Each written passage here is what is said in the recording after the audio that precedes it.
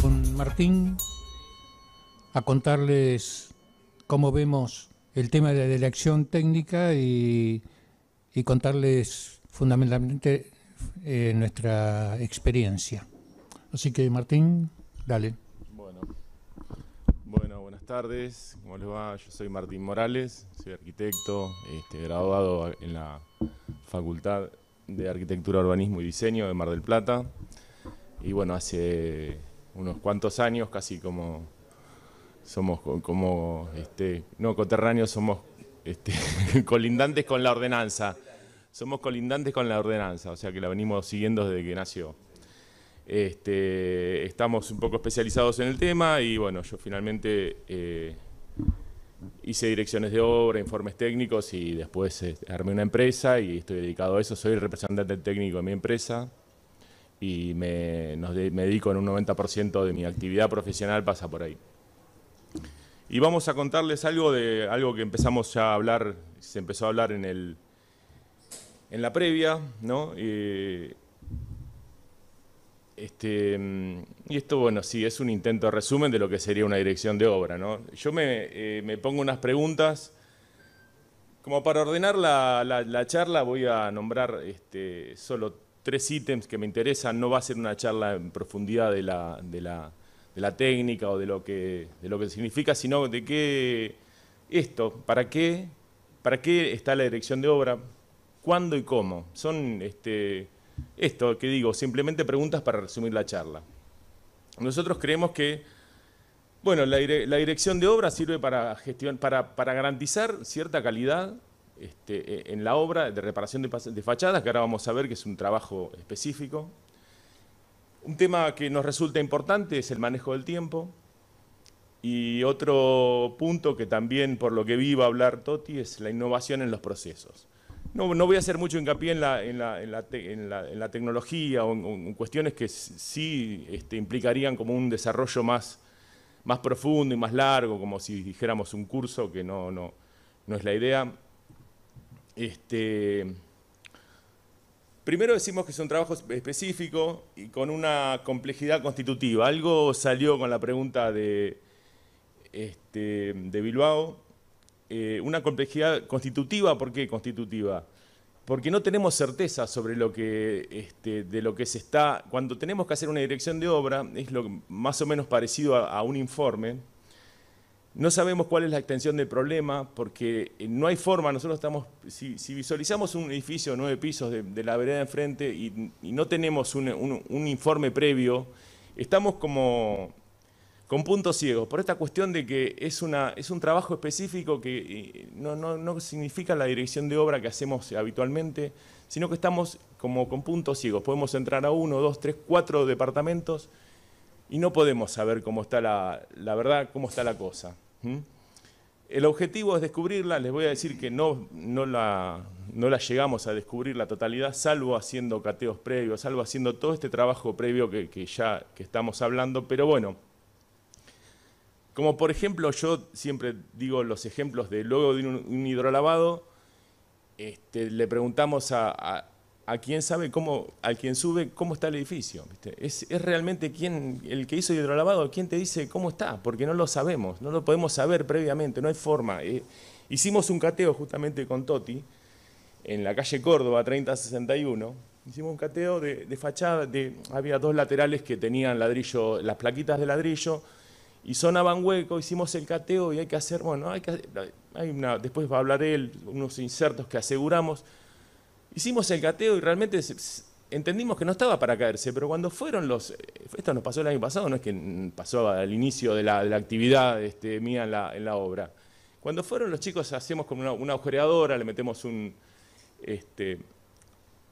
sellador o un puente para fijar, y fijamos con insertos metálicos esto. Y nos dijeron, está globado, se está cayendo. Y lo tuvimos que sacar y se nos pasó a nosotros. Está bien que en un cateo hay que hacerlo con personal especializado, hay que estar muy cerca del cateo, porque pasa un colectivo, pasa y no escuchás los sonidos de los martillos, el martillo de poliamida que devuelve sonido hueco. Bueno, es una tarea realmente, es incierta, igual vamos a descubrirla, vamos a tratar de llegar a la solución. Por eso, bueno, cuando hablamos de la ordenanza, que bueno, ya todos estamos advertidos de qué se trata la ordenanza. Esta ordenanza, la verdad que tiene pocos puntos, es una ordenanza que para mí está perfecta, digamos. O sea, Mar del Plata estaba en una situación crítica, había un riesgo latente de caída, bueno, todo lo que ya sabemos. La ordenanza, tenemos colegas que están trabajando en la municipalidad y están muy comprometidos. La verdad que tenemos por ese lado el colegio también con su comisión de mantenimiento y bueno, estamos laburando muy bien con esta ordenanza. Es más, yo estoy haciendo empecé un curso en el CEPAU pensando que era un curso de mantenimiento de edificios y la docente citó a la ordenanza nuestra como una ordenanza que única en el país, ¿no? Pero muy bien, estamos muy bien posicionados y por todos los comentarios que había, nosotros estamos con mucha más sabiduría, sapiencia de cosas que el resto del país realmente. Hace 20 años que estamos con esto, o 23, no sé cuánto tiene la ordenanza. Pero aún así yo lo que sostengo acá que las respuestas son diversas aún, es parte de lo que comentaba también Bilbao y lo que se comenta. Tanto desde las empresas, cuando uno termina hablando como director de obra con algún operario, porque no hay un intermediario válido con quien hablar, la respuesta es diversa. Hay empresas muy buenas, hay empresas regulares, hay empresas que trabajan no tan bien, y lo mismo para los colegas. Y entonces yo creo y sostengo esto es parte de lo que dije la otra vez en otro curso, que confío que la disciplina digamos, los arquitectos somos los que le vamos a dar calidad a esta tarea. Somos los únicos que podemos corregirla y aportarle soluciones. Pero bueno, ahí hay un trabajo para hacer. Digamos, después voy a seguir desarrollando otros temas, y para mí también es un tema que lo hablamos varias veces. Para mí hay una necesidad de hacer una especialización. No es para hacer un informe no es para cualquiera que recién se inicia en hacer un informe, las direcciones de obra igual. Yo sé que no está en la incumbencia, no se puede, pero hay que lograr que la masa crítica que hace informe sea la que vaya para adelante, que se siga formando y que podamos tenerlo a eso. Yo sostengo que debiera ser así, pero bueno, no sé de qué manera se podrá llegar a esto, ¿no? Bueno, como decíamos hoy, en la obra los únicos interlocutores válidos, tanto de la empresa como del consorcio o quien fuera, son el director de obra y el representante técnico. Son los únicos interlocutores válidos y son los responsables legales de la obra. Hoy decían que el representante técnico tenía más responsabilidad que el director de obra. Yo no estoy tan seguro de eso, pero no importa. Son los que están capacitados para llevar adelante esto, y bueno, como digo yo, hay que ponerle el cuerpo, hay que poner todo arriba del asunto, ¿no? Y bueno, la ética profesional, la labor responsable de los profesionales, las capacidades técnicas y logísticas de las empresas, bueno, son las que van a lograr una calidad posible. Esto no hay otra forma de hacerlo. ¿Qué entendemos ¿qué entendemos por calidad? Cuando hablamos de calidad en estos trabajos, que no estamos hablando de belleza, no estamos hablando ni de buenas terminaciones, sí entendemos por calidad la solución correcta a las patologías. A la patología, bueno, es más complejo, porque la lesión es la cara visible de una causa. Tenemos que anular esas causas, y la calidad es lograr la solución correcta a las patologías en toda su extensión y la duración en el tiempo. Esa es la verdadera calidad que tenemos que lograr, que la reparación dure mucho tiempo, que sea extensa a toda la patología concreta. Hemos agarrado edificios que estaban reparados hace poco y bueno, y seguían teniendo patologías. Eso no nos puede ocurrir. Para esto bueno, volvemos al punto de que siempre es necesario un cateo, pero independientemente de eso, es importante que el mismo profesional que hace la dirección de obra es quien haya por lo menos hecho el informe o se esté como interiorizando de qué está pasando en el edificio. Bueno, la dirección de obra da la indicación de la reparación y lo traslada a la empresa. Bueno, es fundamental ese ida y vuelta para lograr esta calidad de la que hablamos. O sea, después hay tres actores que son, bueno, la empresa, el director de obra y el consorcio, y ahí empiezan a determinarse las calidades también. Cuando la dirección de obra interviene en la etapa previa de la contratación, ahí con un pliego de condiciones, eso es fundamental para garantizar cierta calidad en la obra, ¿sí? Cuando esa es una primera etapa, escenario ideal. El otro es cuando la contratación ya está definida, pero uno puede ingresar como director de obra a meter un pliego, a meter ciertas condiciones, y después cuando a uno lo llaman, cuando ya está todo resuelto, la obra está resuelta, ahí ya el director de obra tiene como menos posibilidad de actuar sobre lo que se debe. Después, bueno, para decir las cosas que contendrían un pliego de obra, hablar de los pliegos de obra, hablar de los plazos de obra, qué otros trabajos, bueno, los trabajos que deberá realizar, los materiales a emplearse, deberá recalcarse que no deberá ingresar ningún material que no esté aprobado, pedir los antecedentes del contratista es importante, ver qué pasó, qué otras obras ha hecho, con qué herramientas, con qué medios de elevación, con qué elementos de seguridad, es decir, tratar de saber cómo va a ser este desarrollo, la protección de linderos es un tema también importantísimo que le corresponde a la dirección de obra. No está bueno llegar y que eso lo resuelva la empresa. La dirección de obras tiene que meterse en esos temas. Otro tema importante, bueno, que nunca está la responsabilidad civil. Si tiene un seguro de responsabilidad civil, hay que pedirlo de seguro de responsabilidad civil de la empresa. Siempre algún tema va a pasar con algún auto, con alguna cosa, lo tenemos que tener, nos soluciona problemas. Y bueno, después cuando hay temas complicados en la obra, no dejarse llevar por los consejos de idóneos o de o que la empresa quiere hacer tal o cual cosa. Hay que poder consultar con otros profesionales, acercarse al colegio, hay que mover un poco las cosas para intentar tener más conocimiento. Después, el libro de obra, lo dijimos, es un documento muy importante, debe estar no solo por las órdenes de servicio, porque son comunicaciones, y la verdad que verificar las firmas, bueno, esto es una pavada, pero las firmas originales en cada copia. Cuando hay un problema, lo primero que se pide es el libro de obra, a ver qué es lo que pasó en esa obra. Bueno, el pliego de obra es un primer ejemplo, que justo lo tengo acá al lado a Toti. Nosotros cotizamos este trabajo. Voy a pasar porque nosotros lo que hacemos como empresa es, sacamos el presupuesto de ese hidrolavado, desprendimiento, reparación y pintura, punto, ¿viste? Y cuando, bueno, nos enfrentamos con este trabajo, tenía un ladrillo que tenía una junta tomada, y cuando viene Toti con el pliego dice, no, esto es otro trabajo que hay que hacer. Por eso es importante el trabajo del director de obra. En este caso, bueno, él exigió que el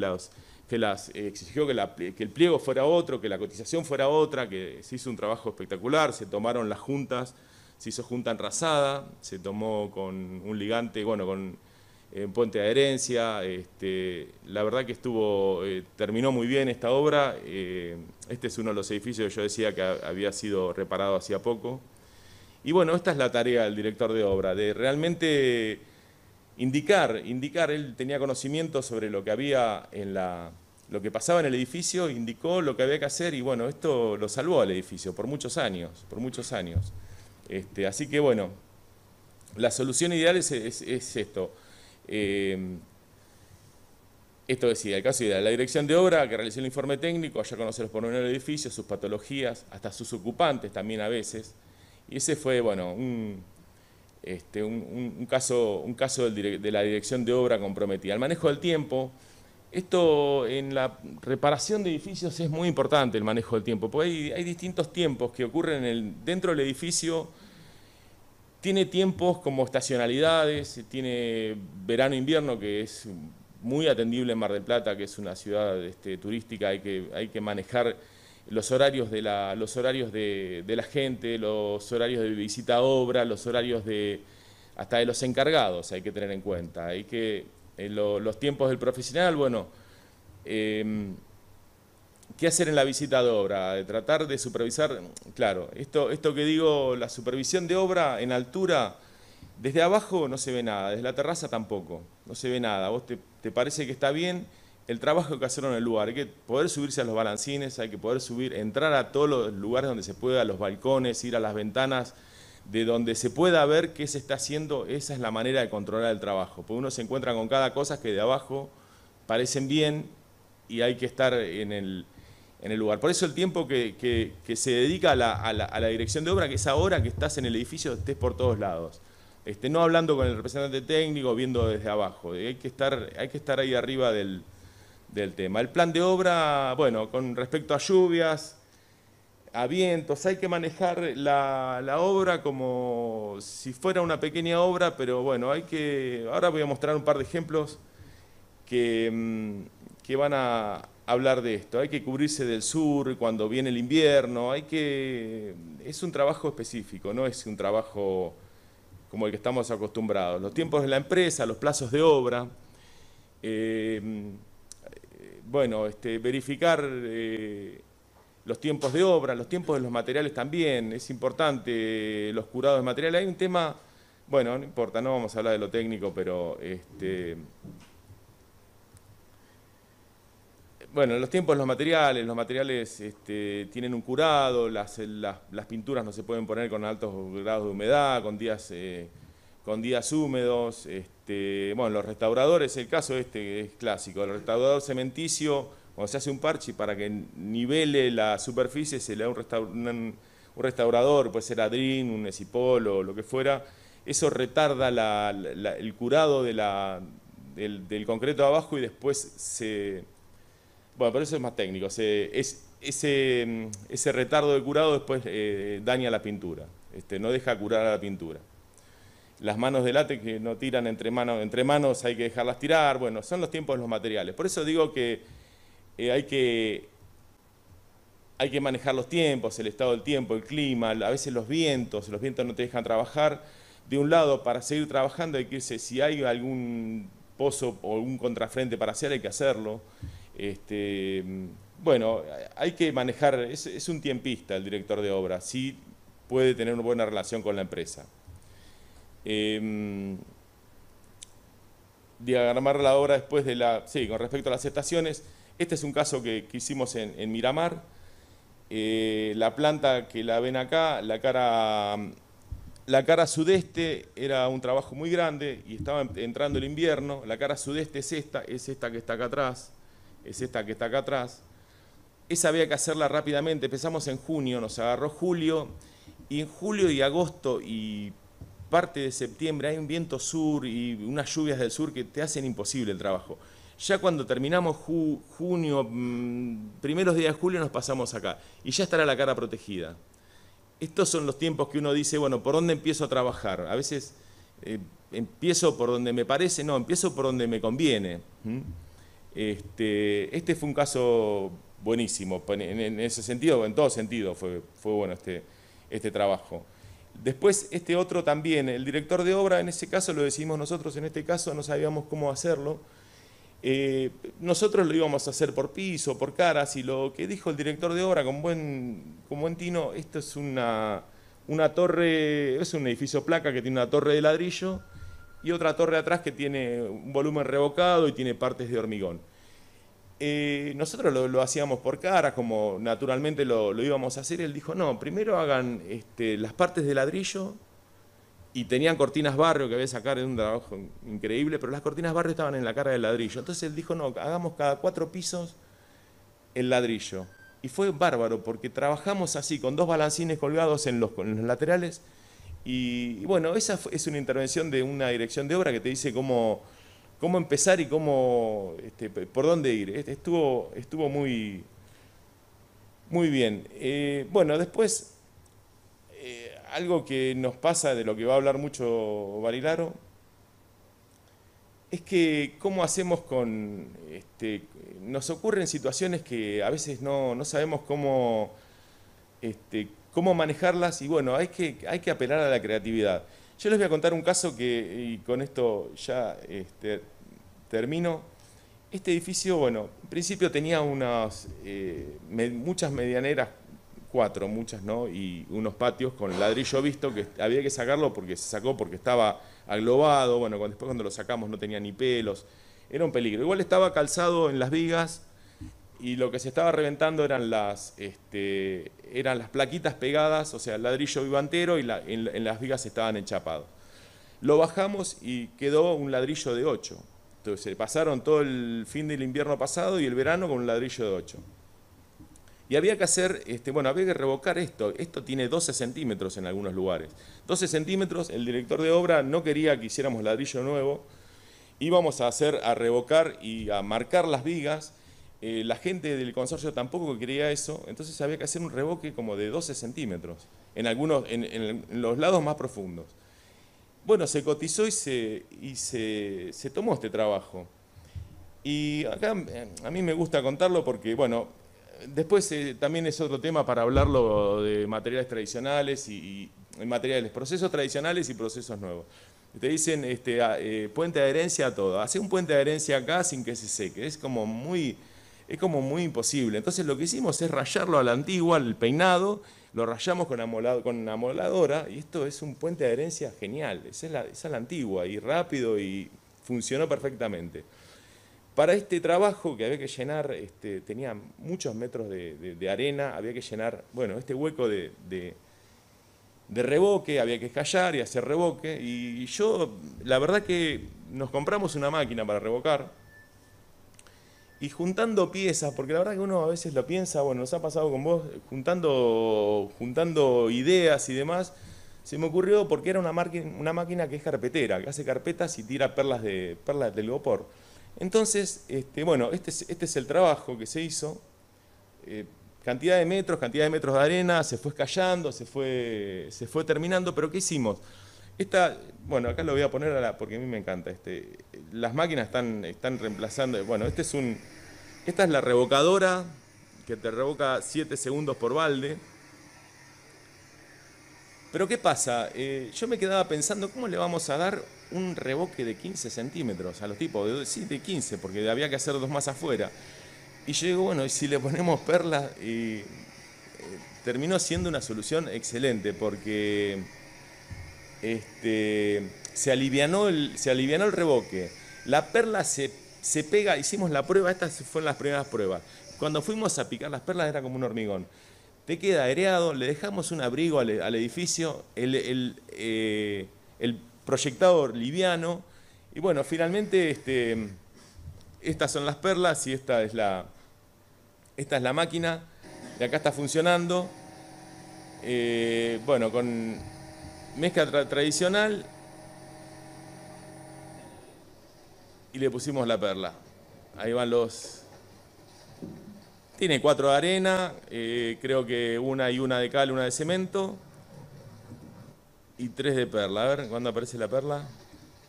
Y la verdad que es jugársela, pero la verdad que no le quedó, ahí está.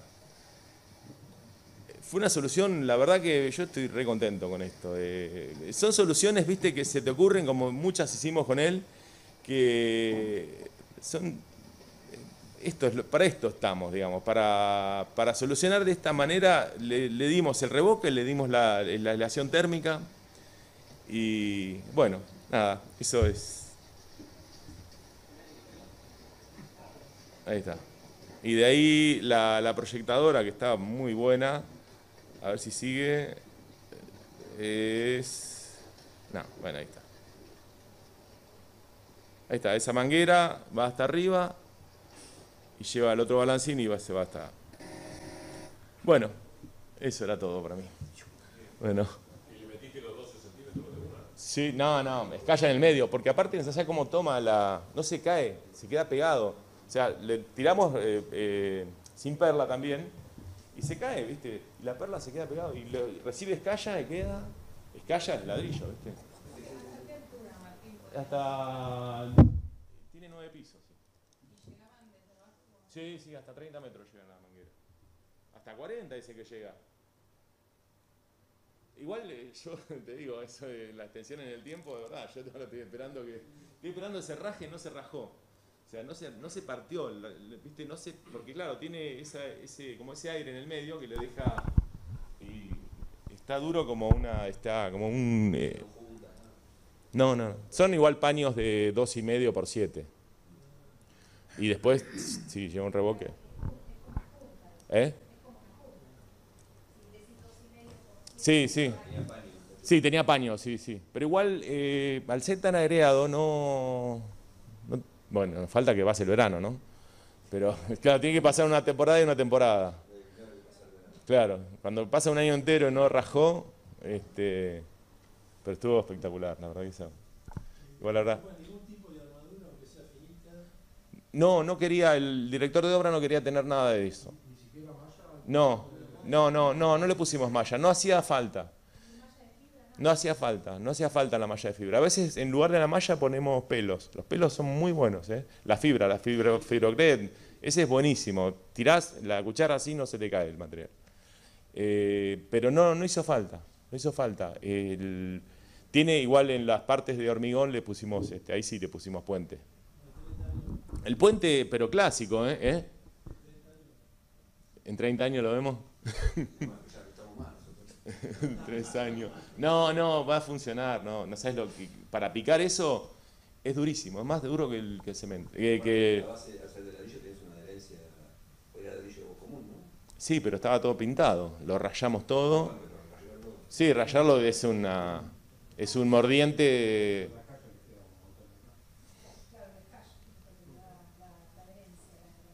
Sí, no podés poner tanto revoque si no escallás.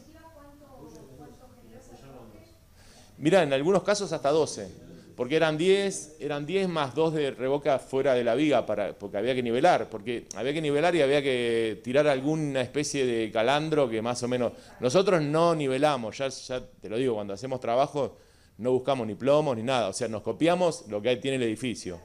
Porque tampoco vamos a callar 12 en un lado, 12, viste como haces en uno nuevo que fallaste, bueno, tenés que tirar los plomos nuevos, pero esto... Y este revoque, te digo que lo quiero usar ahora, estoy haciendo en mi casa, lo quiero usar ahí, estoy encantado con este revoque. No, aparte hicimos primero unos ladrillos para ver cómo era. Los ladrillos se secaron, los podíamos romper. Estaba muy bueno. Fue una solución, no es económica porque vale casi lo mismo que la arena, digamos, pero zafamos. Si no teníamos perla no podíamos trabajar, le echamos no sé cuántas bolsas de perla. La perla le llamo al hormigón molido, No, al telgopor, pero no perla, era perla, sí. Aparte de otra cosa, la perla la hacen esto me enteré el otro día cuando fuimos a buscar, la perla la hacen con todo lo que tiramos de telgopor y todo todo reciclado va ahí. Y bueno, ahora está en la pared. O sea que encima es sustentable. Claro, es sustentable en algún punto, sí. Una huella de... Un tema, hay un problema, bueno, muchos que hemos hecho por ahí informes, hemos estado interviniendo en edificios nuevos, ¿no? Edificios nuevos, ¿no? Hay un problemón con el tema del hormigón, el encofrado hecho con fenólico, el desmontante y la adherencia del revoque sobre ese hormigón, digamos. La realidad es esa, o sea, hemos encontrado montones de casos que se vienen abajo todos los revoques, o que si vos lo tocás se marcan en los costados o suenan o devuelven sonido a hueco permanentemente, digamos, ¿no? Es un tema también a tener en cuenta porque digamos, las empresas, bueno, no limpian el desmoldante o no le aplican un promotor de adherencia, y muchas veces los reboques 3 en 1, 4 en 1 se encuentran hasta con contenido de yeso. Le ponen yeso para que tire, digamos, ¿no? Claro. Claro. Bueno, pero por ahí es muy técnico, pero para hablar... Claro, porque la obra nueva es un problemón, es un problemón. Claro. Claro.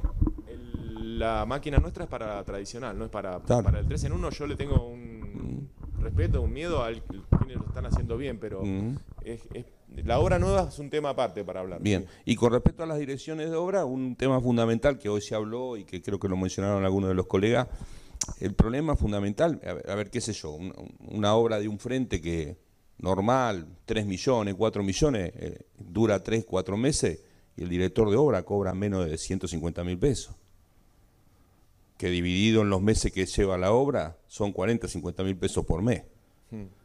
Ir todos los días, que sería lo ideal, digamos. Sí.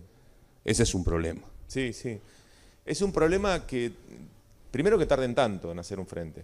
Bueno, las empresas deberían, no te digo porque yo trabaje de otra manera, pero también deberíamos exigirle otra cosa, porque no podés tener 2 personas y vos hacer la dirección de obra durante 4 meses todos los días. Ese es otro tema.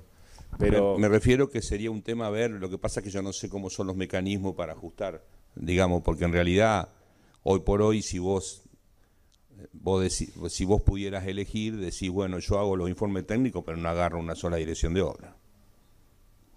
O sea, esa es la realidad, digamos. Sí, pero los tenés que agarrar para quedar... Pero la tenés que hacer, porque si vos hiciste el informe, sí. sabés cómo está el edificio y sos la persona indicada para hacerlo. Sí.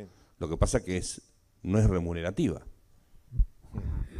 Ese es el problema. Tampoco da 150. Menos del 5%, 3, pico, 4%. Una obra de 3 millones son 120.000 pesos. Dividido en 60, 90 días son 40.000 pesos.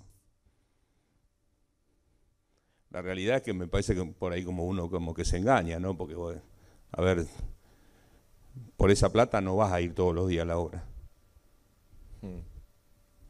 Esa es la realidad. Es un problema, ¿no? Pero bueno. Sí, igual hay que... No sé si... Bueno, sí hace falta ir todos los días de acuerdo al avance de la obra, de acuerdo al avance, pero hay que ir en los momentos clave. Por eso yo hablo de los tiempos. Hay que ir en los momentos claves a la obra. Saber cuándo va a pasar. Sí, bueno, pero... No, lo que íbamos a decir, que estuvimos en la charla anterior charlando el tema que una idea que tenemos es ver también cómo lo acordamos con el superior, pero que se pueda cobrar por día de trabajo en terreno, que es lo que está planteando Oscar. O sea, no por monto de obra, sino vos te dice la empresa, voy a realizar la obra en tanta cantidad de días, y vos sumás las horas, porque no va a ser un día entero, pero haciendo de esa manera te da el doble o el triple del honorario.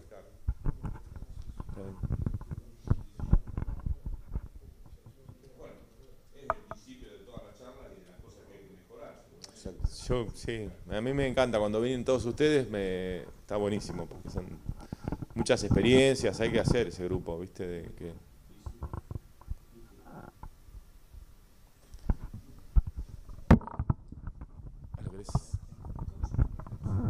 Sí, con eso.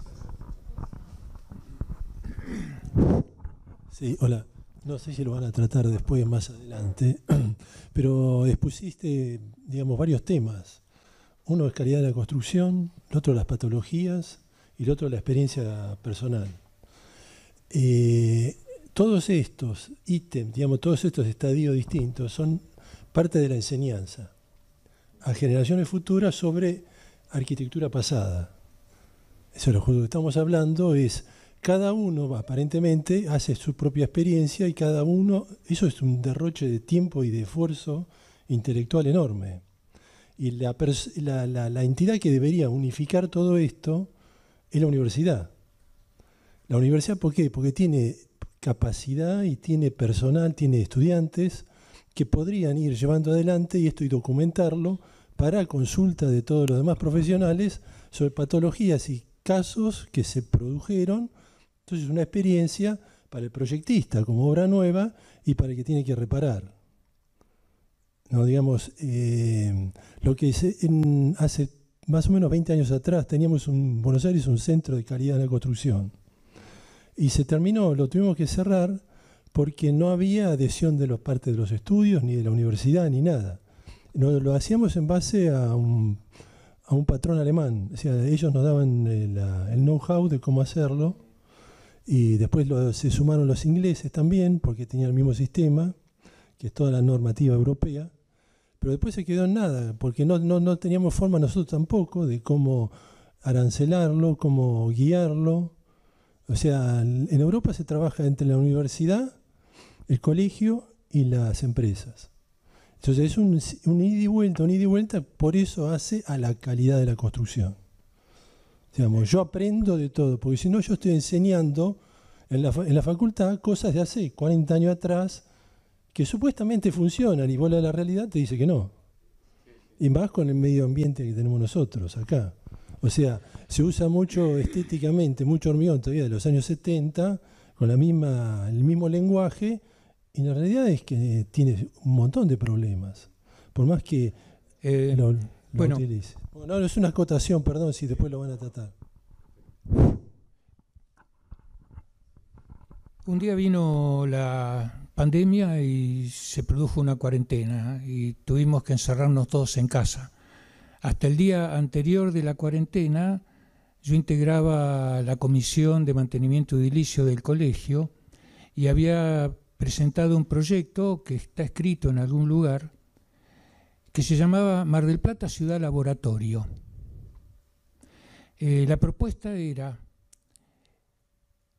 que todos los que trabajamos en la construcción no sabemos exactamente qué es lo que va a pasar con las cosas que estamos haciendo. Eso por un lado. Por otro lado, estamos usando materiales probados en Alemania, en Suiza, en Francia, como si ellos trabajaran con el sistema tradicional de la construcción húmedo. Entonces, nosotros tranquilamente usamos los derivados del petróleo para todo, los selladores, las pinturas, etc., aplicándolo sobre un ladrillo húmedo. Y no sabemos, yo sé lo que va a pasar, somos unos cuantos que sabemos que eso no va a funcionar, pero no nos tomamos el tiempo de ir a verificarlo. Y seguimos cometiendo errores varias veces, como vos decís. Y entonces el proyecto Mar del Plata Ciudad Laboratorio consistía en que todos los que trabajamos en la construcción y tenemos inquietudes por mejorar la calidad de la profesión, pudiéramos dejar en cada obra que hacemos un cuadrado de 40 por 40 señalizado en el edificio que diga con qué nos encontramos, qué patología había y qué soluciones utilizamos. Entonces, si usamos un puente de unión de determinada marca o una relación cemento-arena determinada, un tratamiento X a los hierros, pero además tendríamos que dejar establecido en qué fecha lo hicimos, digamos, si lo hicimos en invierno, en verano, si estaba aplicado en una pared que daba al sol, si hubo viento, etc. Si ese material nosotros se lo encargamos, simplemente lo marcamos y llenamos una planilla, los que tenemos voluntad para hacerlo. Esa planilla se la entregamos al CONICET, esa era la propuesta. Y conseguimos que algunos colegas o ingenieros, investigadores, se comprometan en el CONICET para que a los 3, a los 5, a los 10 años vaya a verificar esa muestra que dejamos, ese testigo que dejamos de la tarea, y puede verificar el resultado. Comenzaremos entonces a escribir nuestros propios libros. Mientras sigamos comprando los libros elaborados en otras latitudes, vamos a seguir haciendo macanas. Bueno, en respuesta a tu pregunta con la que concuerdo mucho. Cuando nos comentaron, nos invitaron a dar esta charla,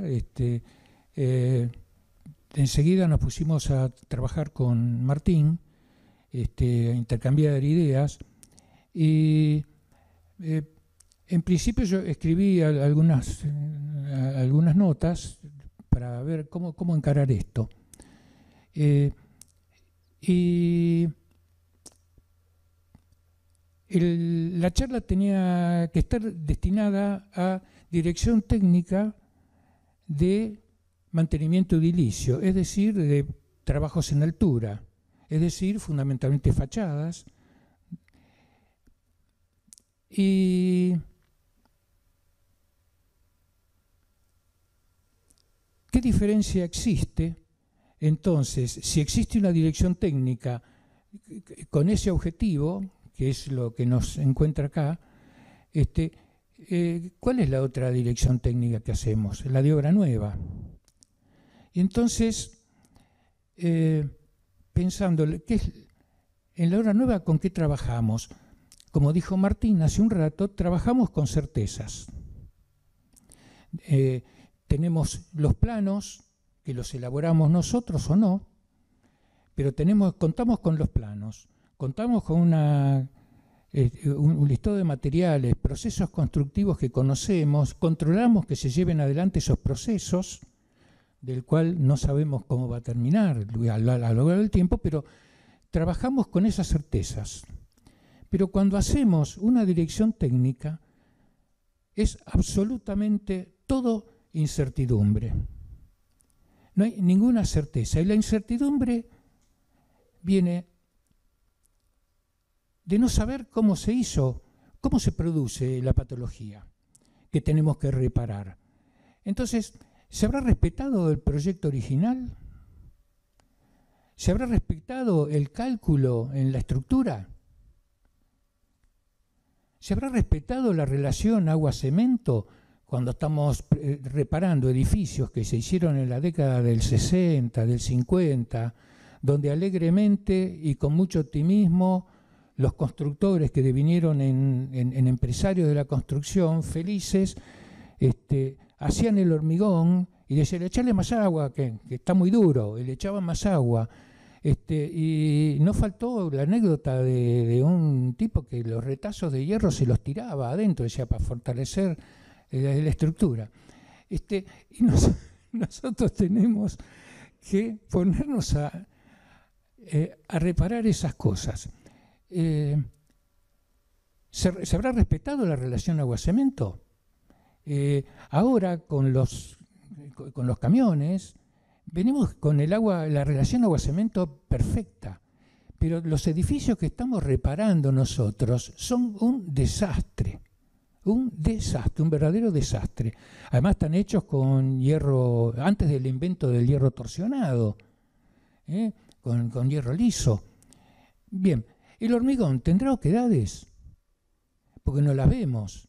Entonces reparamos creyendo que el hormigón es macizo. Y macizo, ¿saben? Bueno, los que se acuerdan o lo supieron, ¿cuáles eran los vibradores cuando se construyeron estos edificios? Era el martillo.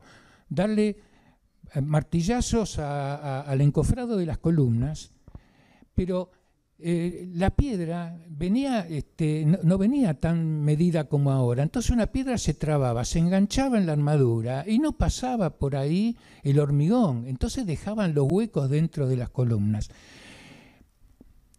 El tabique de revestimiento de ladrillo, ¿tendrá pelos? Bueno, y no solo eso, la incertidumbre viene también en lo que dijimos hace un ratito. El producto o los productos que estamos empleando, ¿tendrán el resultado que estamos esperando a lo largo del tiempo? Bueno, nada de eso lo sabemos.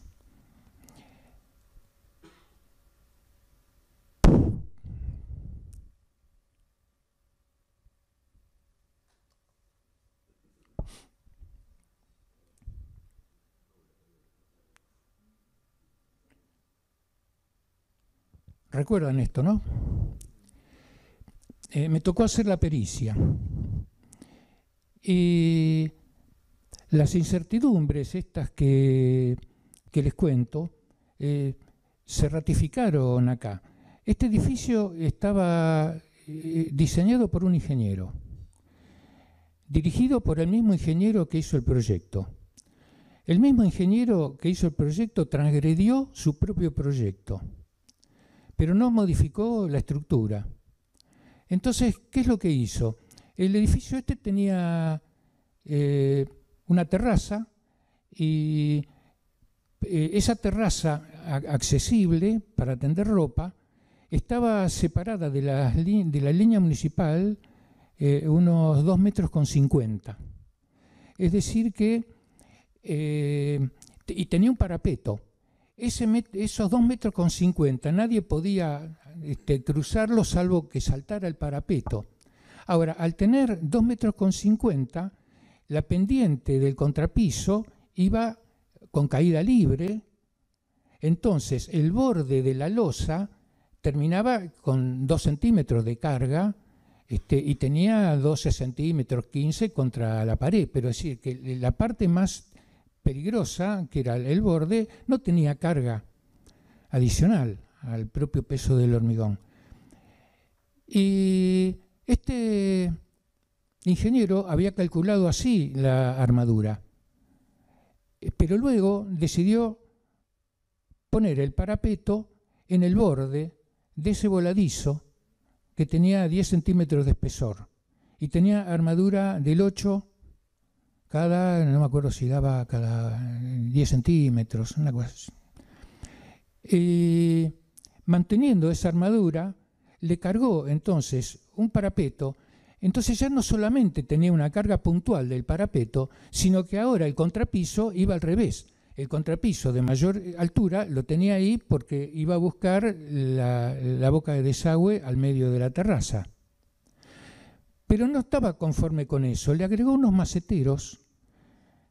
Cada 2,5 metros le puso un macetero de mampostería cargado con tierra y plantas, cargando sobre ese voladizo. Entonces, que se cayera era inevitable, no se sabía la fecha y hora, pero que se iba a caer, se iba a derrumbar. Al hacer la pericia, yo fui perito de parte porque se le fueron encima al administrador del edificio. Y resulta que no habían hecho nunca informe técnico. ¿Por qué? Porque estaba teóricamente en el límite de los 9 metros. Tampoco era así, porque el terreno era pendiente y en algún lado tenía 9,20 metros, 9,50, pero en otro tenía casi 11 metros. Es decir, que el edificio hubiera merecido el informe técnico. Pero ahora, veamos, si nos hubiera tocado hacer el informe técnico, ¿con qué nos hubiéramos encontrado? Con que el edificio se veía bárbaro. La losa se veía fantástica. ¿Por qué? Porque había tenido en algún momento humedad y le habían hecho otro contrapiso encima con baldosas cerámicas. Entonces, a la carga inicial tenía esta otra carga y esa carga ocultaba las posibles fisuras de lo que había abajo.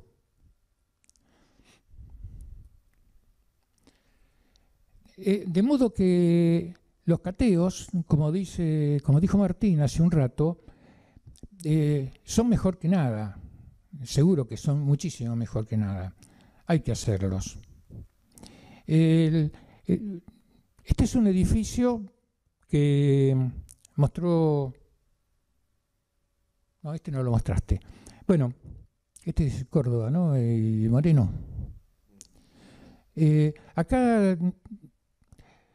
hace un tiempo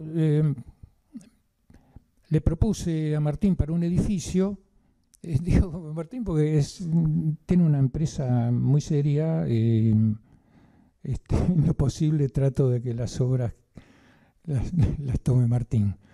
Tiene capataz, no hay empresas que tengan un capataz, entonces uno puede dirigirse al capataz para dar las indicaciones.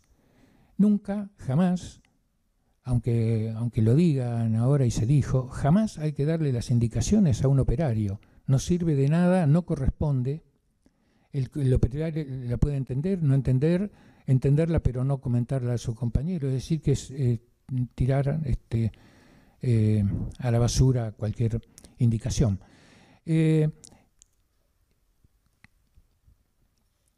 Habiendo un edificio que revestido con chapitas cerámicas, y en pleno momento en que hubo muchos derrumbes casi semanales, se me ocurrió una idea que yo había utilizado en Barcelona, que es medio como atornillar placas en revestimiento. Allá se trabaja todo en seco, pero yo he utilizado con placas muy pesadas, meterle pernos, y entonces le propuse a Martín, no estaba muy convencido al principio, pero hicimos la prueba en un edificio, de cortar unos pernitos y clavarlos en las juntas. Yo tengo una diapositiva por ahí, perdón, en un WhatsApp, ¿qué digo? En un pendrive tengo el dibujito de cómo era ¿Está el dibujo? A ver si lo puedo encontrar. Bueno, este es un cateo que hicimos en un edificio de chapitas. Lo hizo Martín, hicimos, dijo el Mosquito. Martín con su gente, y se lo señaló, ahí quedaron marcadas. Ya llegaré a los pernitos.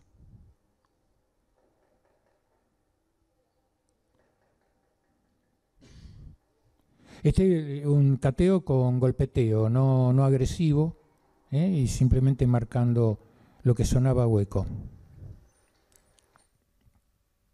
Así como quedó marcado, entonces un edificio marcado con el cateo de esta manera hace que los departamentos valgan $10.000 menos. Entonces también hay que ser cuidadoso. Hacer esto es mandarlo al frente al edificio y igual lo pintamos con tiza.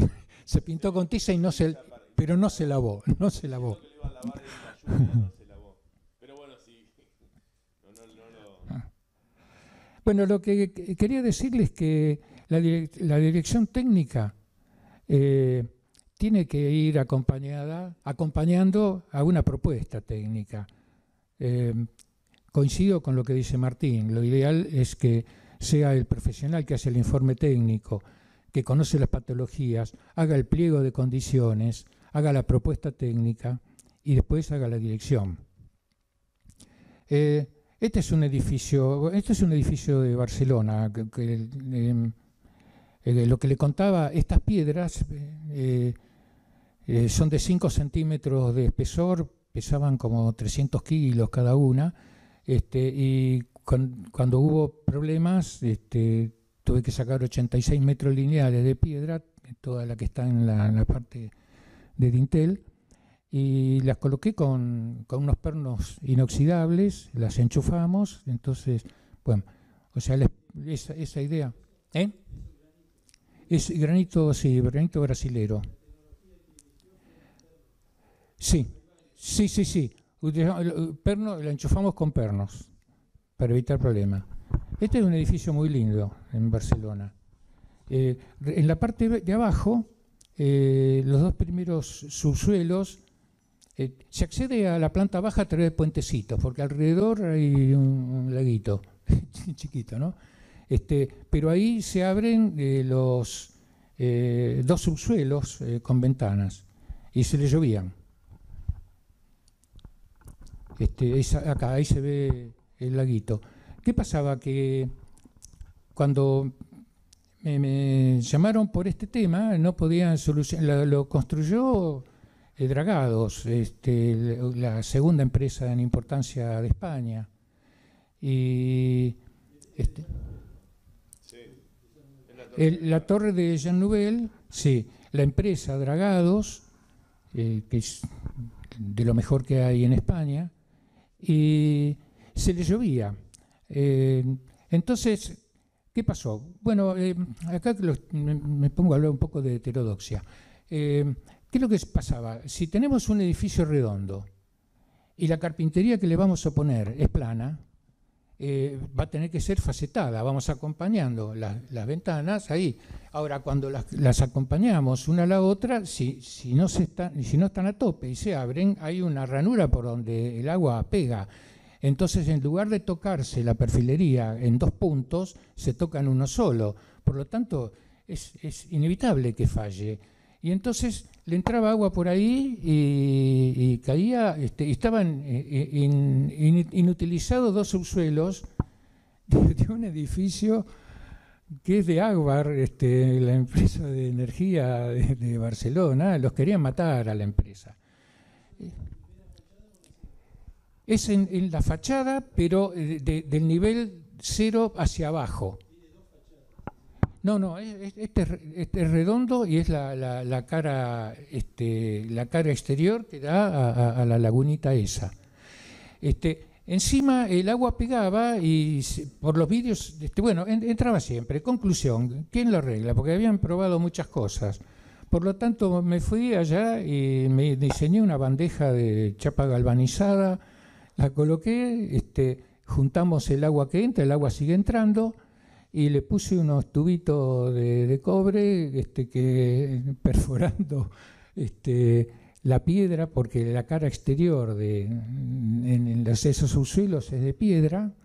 Y entonces me acuerdo que fui un día de lluvia y estaban varios orinando, varios fierritos, tubitos de eso. De acá se la ve. Bueno, acá se ve la lagunita.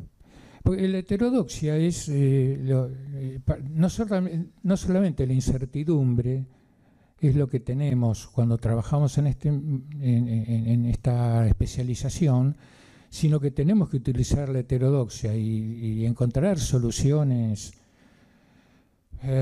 Esto que está acá es un pedazo de dintel que se cayó en un edificio acá en Independencia y Bolívar. Y entonces le propuse a Martín esta solución. Esto que está arriba, lo que se ve es la viga.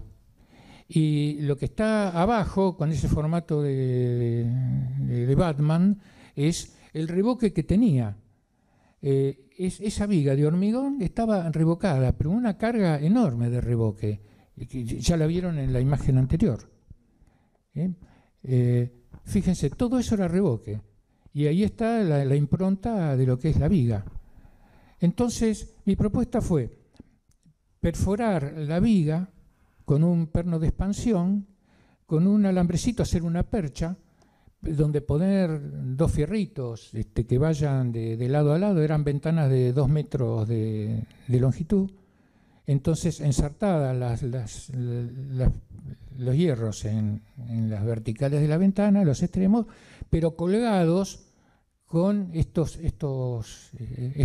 perchitas. Y utilizar, como comentaron acá hace un ratito, el hormigón con fibra. La fibra reemplaza perfectamente a la piedra. Y entonces la utilización de la fibra permitía que uno golpeara y el material entrara. Bueno, de eso se ocupó Martín. Y esta fue la respuesta. Se armó la tabla de encofrado. Ahí adentro están las perchitas. Acá se ven los fierros. Se cargó, se fue cargando así. Y bueno, lo resolvimos de esa manera. Este es un edificio que está este no lo hizo Martín.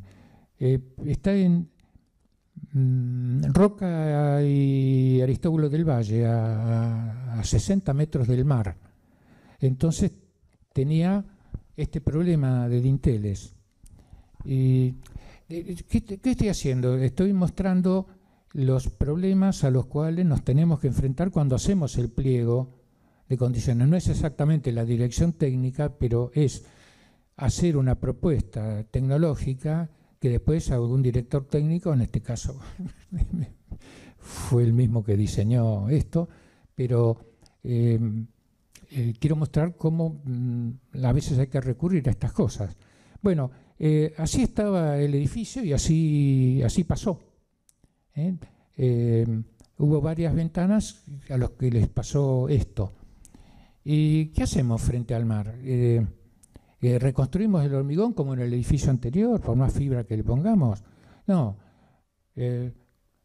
Compré las viguetas pretensadas de cemento, que sabemos que el cemento está recontra vibrado, las varillas están recontra protegidas, y pusimos los dinteles estos de vigueta pretensada, y ni siquiera hubo que revocarlo, después se los pintó. O sea que el trabajo lo hicimos, eran 4 dinteles que estaban en estas condiciones, y en 4 días resolvimos el problema y pasamos a otro lado.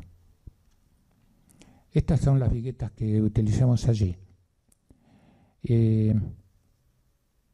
Ya bueno, acá están las ventanas que reparamos. Esto es otra situación parecida. Martín les mostró hace un rato, la primera imagen que mostró era una de un ladrillo, un edificio de ladrillo a la vista, que dijo que enrazamos las juntas. Y efectivamente, costó una fortuna convencer a la administración que rellenáramos las juntas, costó, pero por suerte tenemos una clienta muy consciente, muy seria, una administradora bárbara, muy honesta, y aceptó que hiciéramos ese recubrimiento de ladrillo, y entonces el agua desliza rápidamente. No se queda metiéndose en la junta de los ladrillos, que siempre encuentra un agujero por donde entrar el agua, ¿no? En este caso no entra nunca más, o sea que la solución que le dimos, revocándolo, no va a permitir que volvamos a tener corrosión de armadura. Pero en este edificio no podíamos hacer eso, porque habrán visto la cantidad de ladrillo que hay. Hacer para 12 propietarios, revocar todo el edificio, no, era inabordable. Y esto es lo que les pasó. Nos encontramos con esto. Fíjense, acá tuvimos la certidumbre de que el que hizo este edificio es un sinvergüenza. No hay hormigón. ¿Se dan cuenta que están puestos los hierros entre ladrillo y cascotes y cemento? Y encima están cortados. No sé si alcanza a ver, donde se pone más negro, están cortados y empalmados. Y pasó esto en varias ventanas. Entonces se me ocurrió esta solución. Usar un perfil C como encofrado de un dintel que podíamos dejar a la vista. Estamos también a 60 metros del mar, pero tenemos un dintel de chapa galvanizada, digamos, el encofrado de chapa galvanizada. Y bueno, le propuse esto a Martín, entonces empezamos a charlar, lo ponemos como corresponde, así no, porque así no, queda muy angostito. Pongámoslo de plano, que está trabajando mal, pero digamos que la parte más ancha, la plana, está trabajando a la tracción. Y las pestañas que doblan, en todo caso, están trabajando a la compresión. Más o menos se la va a bancar. Y Martín dice, che, no, hay que rellenarlo.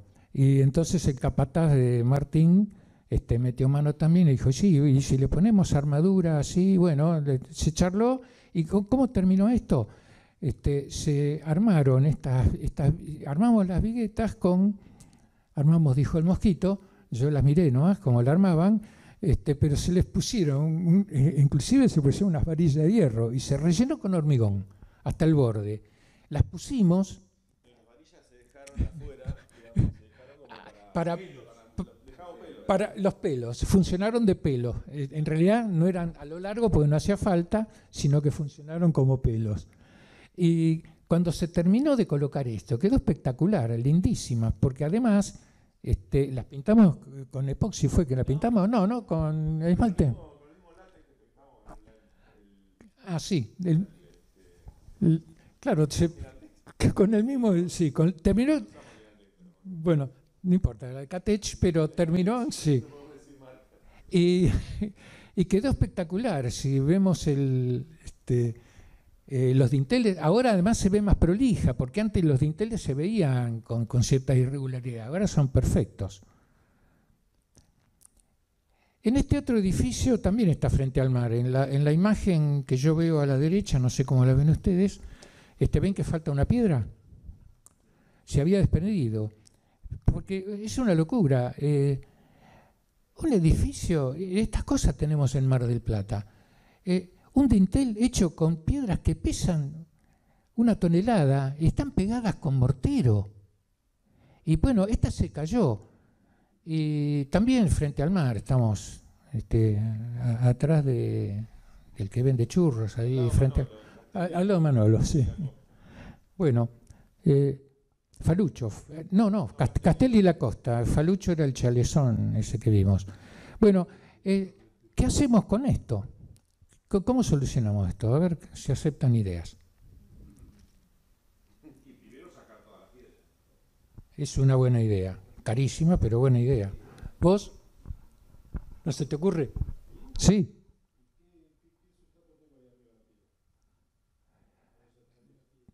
Y ahí nos encontramos mortero.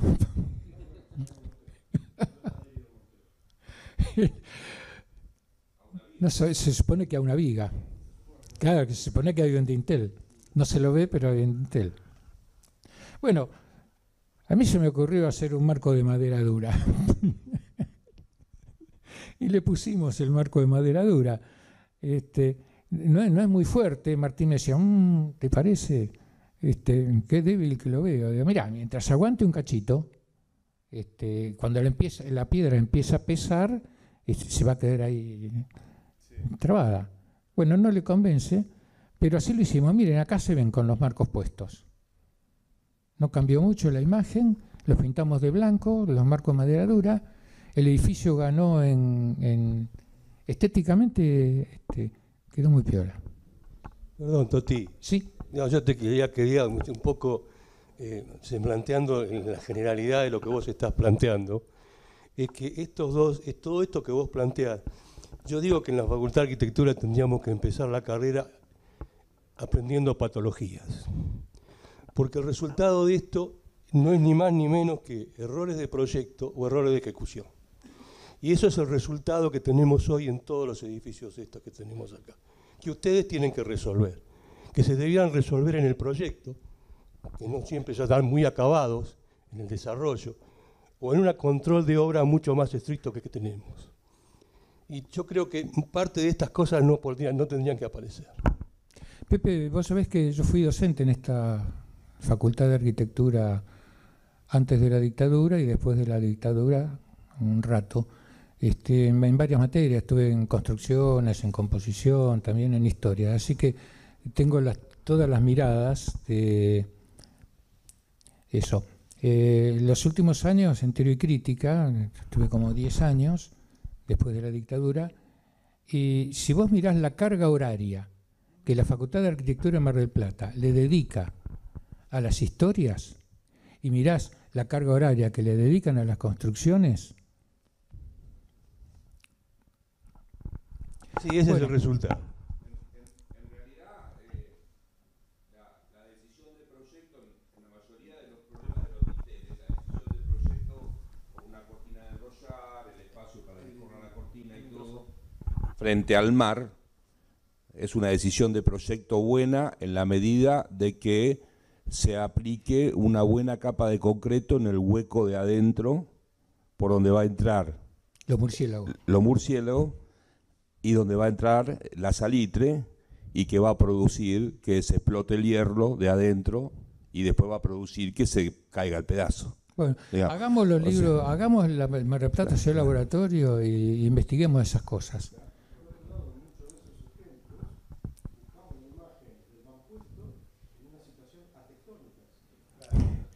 Claro.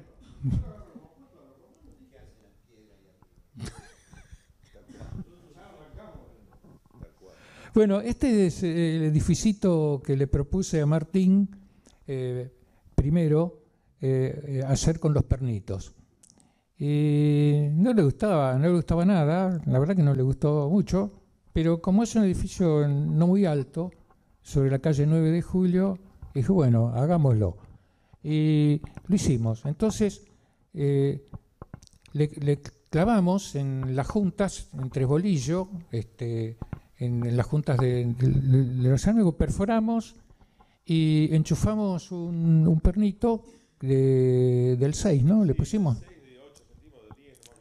Sí.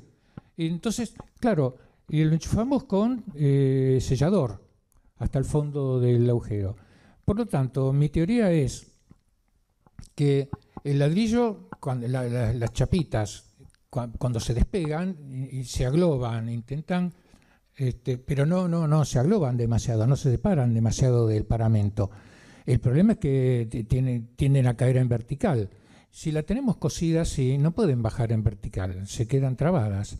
Y si se inflan un poquito, tampoco se van a caer porque van a quedar cosidas con los pernitos. Bueno, tomé la idea de aquellas placas de granito de Barcelona y la apliqué a esta de acá. ¿Cuánto le iba a entrar usamos epoxi? ¿Cuánto le iba a entrar y cuán pegado iba a quedar el perno? Después los galvanizamos, los pernos, para mejorarlo. Pero igual que con el arco de madera, que es una solución, para mí son soluciones no provisorias, son buenas, pero tienen su vida útil para mí. Sí, claro, pero en el caso de los pernos, eso que colocaste, ¿cómo resolviste el tema del efecto del punzonamiento? Porque vos estás haciendo un agujero que no tiene una superficie tipo placa, o sea que corres el riesgo que el ladrillo, la placa cuando se hincha, sale de largo por el agujero porque no tiene una superficie, o sea, o tenía cabeza los pernos. No tenía cabeza, no. Por eso. No tiene cabeza, el perno tiene... O tenía un pelo que tomaba la junta y doblaba como para que se agarre la junta. Es un perno de 10 que toma del 6 con una mecha del 10, entonces para que entre material y queda pegado, es como un pelo, queda como un pelo ahí. Claro. Lo que no, sí, es verdad, tendría que tener afuera una cabeza como para agarrar los 4, o al menos los 2, 3 ladrillos. O una L para que tome la junta. Se había pensado en eso. Lo que no queremos es que eso también sea un futuro después se corroe y revienta la junta. Claro. Por eso quedan embutidos y sellados con mortero. Bueno, este es el edificio donde se hizo la primera prueba, como dice Martín, después la mejoró para otro edificio y las galvanizó. Acá está, este es el esquema, cómo funciona, acá se ve bien. Tiene unos cuantos. Sí, claro, sí es baratísimo. Imagínense lo que es bajar decenas de metros de revestimiento, cargar contenedores, armar bandejas.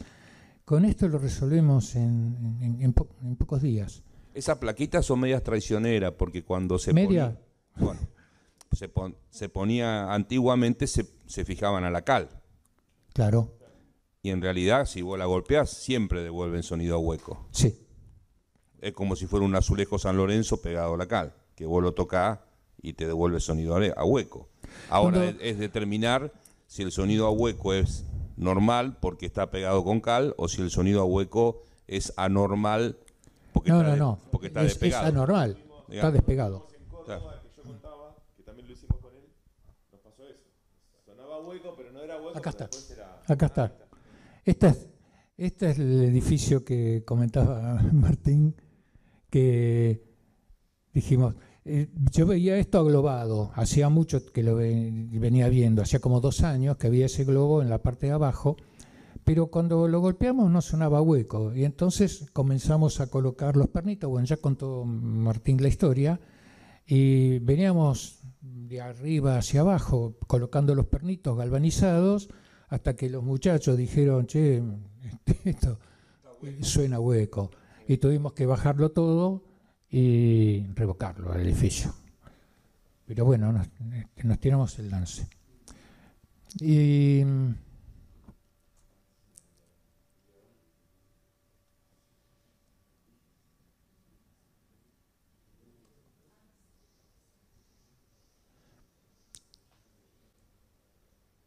Cuando digo de la incertidumbre, ¿tendrá pelos? ¿No tendrá pelos? Esto. No tenía ninguno, ¿no? Y la otra pregunta es, ¿en la Facultad de Arquitectura alguien enseñó que hay que colocar pelos cuando uno tiene una pared de ladrillo de 12 centímetros por 40 metros de altura sin tomarla a ningún lado? Puede ser tan... Nada, ni siquiera eso. Bueno, pero ahí sí tenés un caso típico de defecto proyectual, ¿no? O sea, sobre todo porque si vos le haces talones a las vigas, por lo menos lo tenés apoyado cada 3 metros. Claro. Digamos, y no tenés una pared de 40 metros sin apoyar en ningún lado. Sí, lo que pasa es que están construidos con la idea de la vivienda. Claro. Vos no podés hacer un talón porque estás en los 15 del vecino. Claro. Entonces no podés hacer el talón. Bueno, pero tenés que resignar 10 centímetros. ¿Viste? Tenés que resignar 10 centímetros. Claro, sí, 10 centímetros. Nadie quiere perder nada. Bueno, ese balcón que vemos está muy cargado de plantas. Estaba muy cargado de plantas. Esta es la noticia del diario.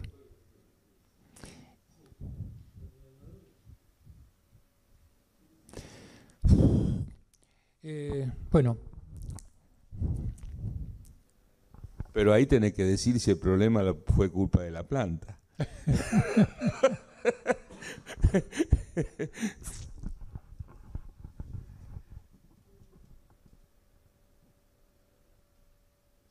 ¿Alguna observación más?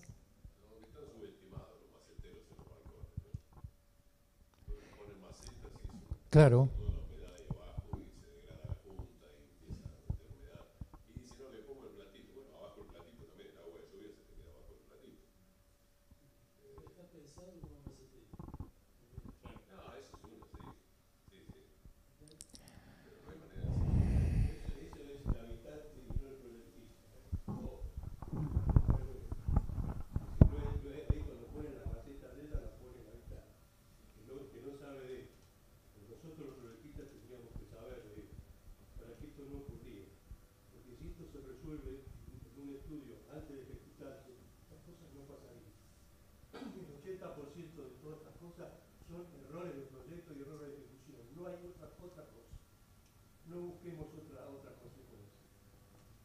Yo les cuento un caso y además no sabemos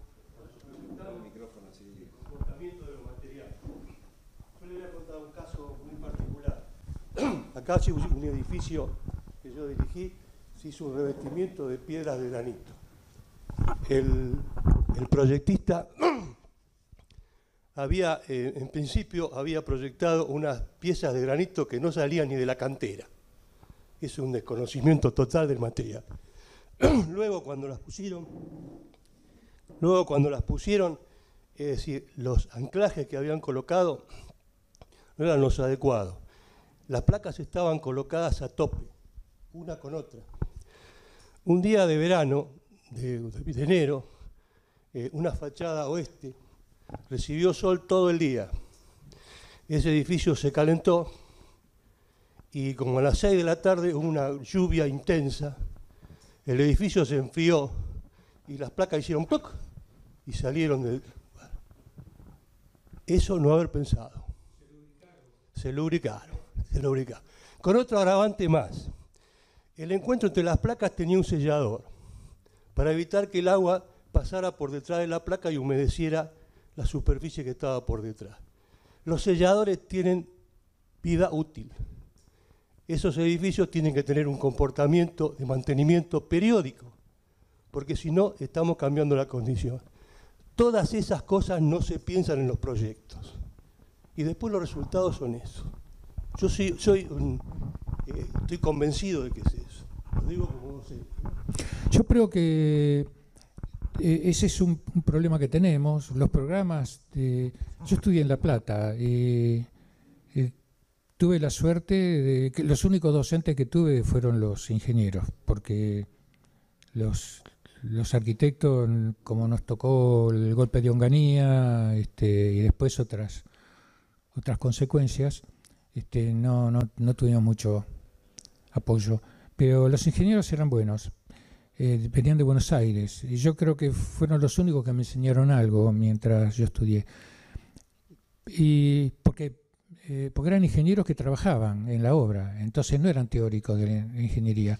Y esa es una primera condición, me parece, para ser docente, es si vamos a ser docentes de una materia como construcciones y no tenemos experiencia, vamos mal. El otro problema que yo veo es la dependencia cultural. Creo que es el problema más grave que tenemos. Nosotros somos capaces, así como de tontos que somos, de pintar una casa de adobe con Ligantex, porque es la última, el Ligantex.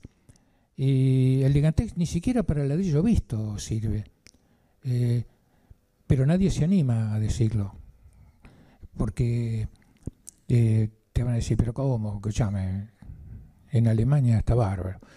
Las bolsas de agua que se juntan cuando uno pinta con Ligantex, porque siempre que pintamos con Ligantex un edificio de ladrillo, siempre el agua tiene por dónde entrar, es inexorable. Y cuando entre se nos deteriora todo.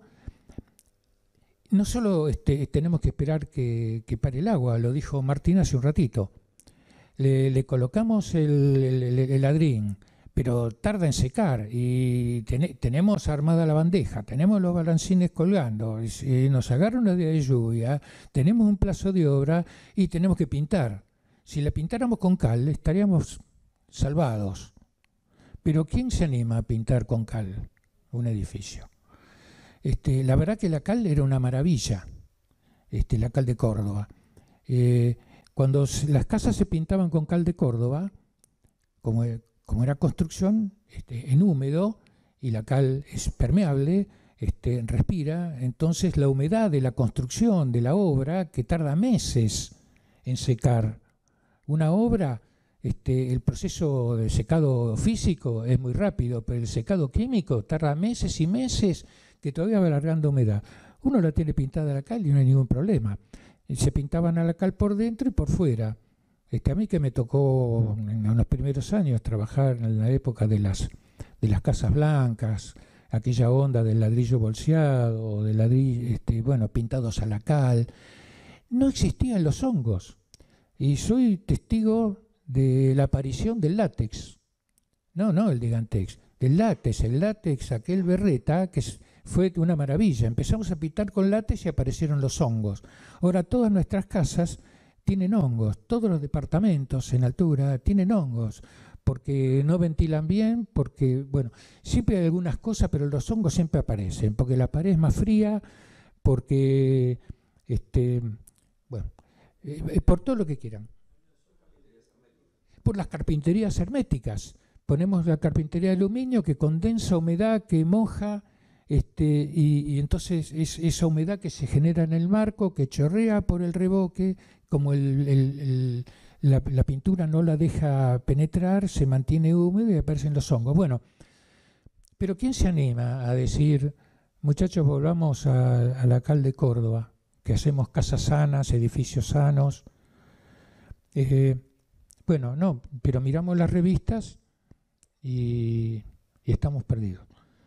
Tenemos que escribir nosotros los libros y publicar las cosas que hacemos y publicar especialmente las cagadas que hacemos también, que son más importantes que porque de estas cosas que les hemos comentado, creemos que van a dar resultado. Martín le pone un límite temporal, yo soy más optimista, pero no estaría nada mal poder medir el tiempo de la validez de las propuestas.